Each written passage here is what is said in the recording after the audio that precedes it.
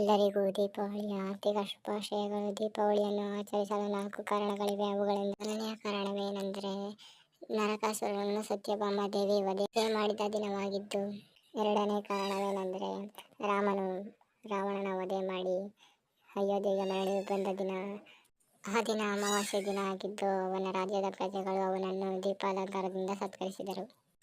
ಮೂರನೇ ಕಾರಣವು ಬಲಿ ಮಹಾರಾಜನು ಯಜ್ಞ ನಡೆಸುತ್ತಿರುವಾಗ ವಾಮನ ಎಂಬ ಬ್ರಾಹ್ಮಣ ಭಗವಾನ್ ವಿಷ್ಣುವಿನ ಅವತಾರವಾಗಿದ್ದು, ಬಲಿ ಮಹಾರಾಜನ ಹತ್ರ 3 ಹೆಜ್ಜೆಗಳನ್ನು ಕೇಳುತ್ತಾನೆ. ಅವೆಂದರೆ, ಮಹಾರಾಜನು ಸರಿ ಎಂದಾಗ ಅವನು ಹೇಳುತ್ತಾನೆ, 1.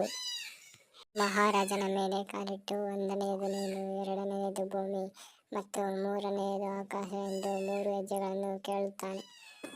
ಮತ್ತು ಈ ದಿನ ಲಕ್ಷ್ಮಿಯ ಪೂಜೆ ಮಾಡಿ ದೀಪ ಇಟ್ಟು ಸಮೃದ್ಧಿ, ನಿವೇದನೆ, ಆರೋಗ್ಯವನ್ನು ಕೇಳುತ್ತಾರೆ. ಈ 4 ಕಾರಣಗಳಿಂದ ಮನುಷ್ಯನು ಅಂಧಕಾರದಿಂದ ಬೆಳಕಿನತ್ತ ನಡೆಯುತ್ತದೆ. ಇದೇ ಕಾರಣದಿಂದ ನಾವು ದೀಪವನ್ನು ಆಚರಿಸುತ್ತೇವೆ, ದೀಪಾವಳಿ ಎಂದು.